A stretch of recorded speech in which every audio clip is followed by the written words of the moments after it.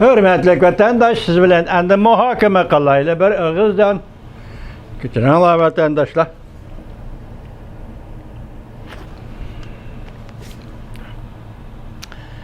Biz tünügülü sizlerge Pöçisla 2021 yıl 7. ayının 7. günü tünügülü sizlerge Tayvan doğrusu da Çinpokonu nimi digelliği doğrusu da sözlügen idik vatandaşlar.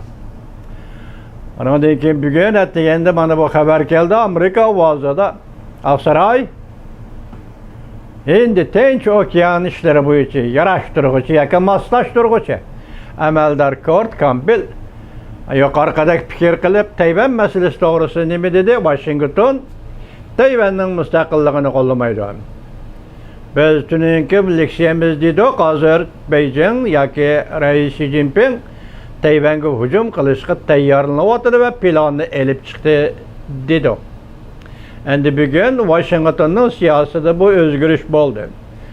Bayağı sizlerge dedik ki 4 yıldan beri yaki 4 yarım yıldan beri biz bunda gapni yani Washington Tayvan'ın müstakillığını kollamaydı degan sözünü unutup ketken idik. Rastını aytqanda men şahsen özümnün meydandan aytqanda hazır hissiyatım boyunca fikir kılsam hürmetli vatandaş küçükkene meyislendim. Siyaset izchilligidan Aksaray'ın siyaset izchilligidan sel dajıgandek yoki siyaset izchilligidan sel qayıp ketgandek bir hodisa o'tirg'i chiqdi deyli. Biroq Kurt Campbell başta aytdi ki nima dedi? Yilning oxirida Hindiston, Avstraliya, Yaponiya, Amerika 4 davlat yig'inini chaqirdi Prezident Joe Biden dedi. Bu bir şekil.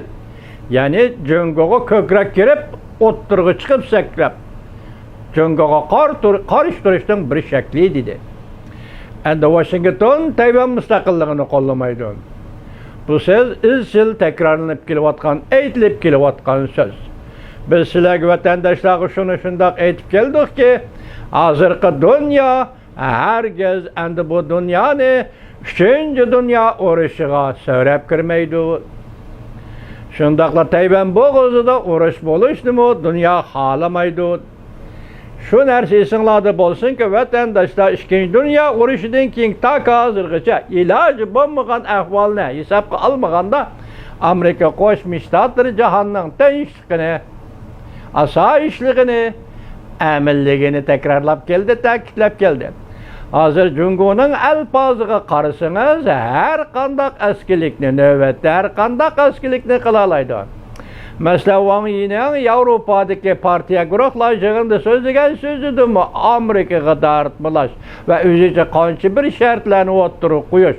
Masalan, Amerika diplomatlarining Jungoni ziyorat qilishi to'g'risida degandek gaplarni ko'tarib chiqdi bu shartlar. Meningcha hozir ikki davlat o'ttirisida so'zlanadigan so'zlar so'zlanib bo'lindi. Echiladigan tarixiy hujjatlar echilib bo'lindi. Hal qilinmay kelayotgan masalalar üstel üstüge qo'yilib bo'ldi vatandaşlar.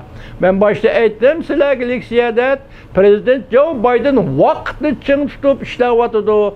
Bu qaltis o'lgiratgan prezident bo'ldi dedim. Hamma masala echilib bo'ldi. Bo'libmi shuningga ishininki Uyg'uriston masalasi echilib bo'ldi. Hozir Jungo'ning sakravotgani Tayvanmi emas? Bunun işinin Jungo'nun sakravatqini Hong Kong'da kişilik hukuk ve avtonomiya meselesi emas. Hozir Jungo'nun diplomatlarının sakravatqini Hua Chunyindan tortib Wang Yigacha, Wang Yidan tortib büyürü mesellik bayonotchigacha hammasi sakravatidi. Tegi takdi bunun Uyg'uriston meselesi deb qaraversangiz bo'ladi. Uyg'uriston meselesi deb sanaversangiz bo'laverdi vatandaşım. Şunu bola chichang shuvatini sakravatidi. Gap navbatda hozir Yevropa rahbarlari bilan ko'rishib oldi Prezident Joe Biden. Diplomatlar ham ko'rishib bo'ldi. Hisobda yangi prezident Aksarayga kirganda albatta Jungo'mu birinchi bo'lib yoki ikkinchi bo'lib ko'rishishi kerakdi. Jungo bilan ko'rishish kechikdi, yarim yil kechikdi deyli. Biroz bu faqat yarim yil kechikdi deyli. Aksarayning plani nima? Hozir Kurt Campbell debdi yaqinda Cüngü'gü diplomatlar baramdı, bamamdı bu meselede yakında uğurlaştırışımız var depti vatandaşlar. Gep nemede deseniz vatandaşım, bugün Kurt Campbell'ın ağzıdan Tayvan müstakillığını Washington kollamaydı dedi. Ondaqda içki cihat de değil, hazır siz bizge namalum Cüngü hükümeti nemede yol koydu. Cüngü hükümeti nemege makul dedi. Eğer Cüngü hükümeti de yol koyuş, Cüngü hükümeti de qandaqda bir meselege makul deyiş bolmaydigan bolsa, Kurt Campbell'ın tuyuqsuzluğu o'ttirg'i chiqib, Washington Tayvan müstakillığını kollamaydı degan gapni qilishi, bu diplomatiya sahasida endi qandaq ikki davlatning ishi. Hazır biz dedik 4,5 yıl bo'lgan edi, bu gapni unutib ketgili, biz unutib ketgili degan so'zni qo'shdim vatandoshim. Yana qaytadan o'ttirg'i chiqishi qaraganda mening qo'ydigan savolim, Cüngü Kompartiyasi zada nimada yo'l qo'ydi, nimaga yo'l qo'ydi?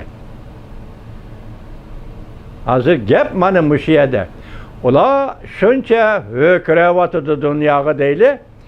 Urush popozisini shuncha ko'tarib chiqyapti deyli. Mushundaq ahvol ostida endi Amerika diplomatlari Beijingga boramdi yoki Cüngü diplomatlari Washington keladi. Bu to'g'rida hech qanday gap yo'q. Biroq shu narsani bilingki, hurmatli vatandosh, siyosatning har qanday aloyidliklarining ichidagi eng muhim bir aloyidlik shukanki, o'zgarish. Siyosat o'zgarishchanlikka ega bo'ladi. Chunki bu bir o'zidili emas, siyosat qarish tarafni shart qiladi. Tashqi siyosat qarish tarafni shart qildi. Qarish taraf bo'lish kerak. U davlat, bu davlat bo'lish kerak. Ikki davlat o'rtasidagi suhbat fikrlarda o'zgarish bo'lgan hamon siyosatdami o'zgarish bo'ladi. Şunu ben başta aytdim, Washington Tayvan müstakilligini qollamaydı dese, hissiyat cihette ben meyislendim dedim. Hazır akli cihette, akıl bilen tahlil kılsak, siyasetin tüpki alayidligi onun özgürüş, çallığı da hürmetlik vatandaşa. Yani bunun keyin vaziyet yani davamlı tahlil kılımız qandaq özgürüşler olur. Dikkat kılın. 5. günü, 7. ayının 5. günü Ürümçi'de.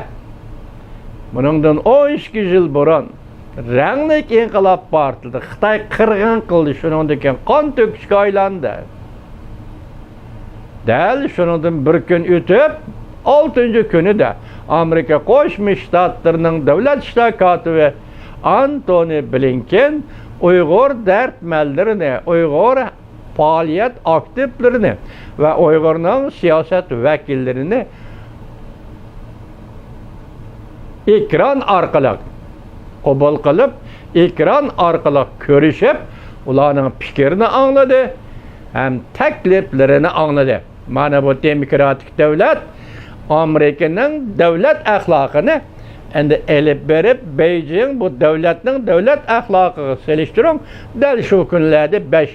kuni ayni chog'da Uyg'urlarni qirg'in qilgan qurolli qismlarga Beijing Harbiy İşler Komitetining raisi guvohnoma, ya'ni sharaf guvohnomasi tarqatdi. Selishtirish. Bu davlat axloqini selishtirish deb ataladi vatanda.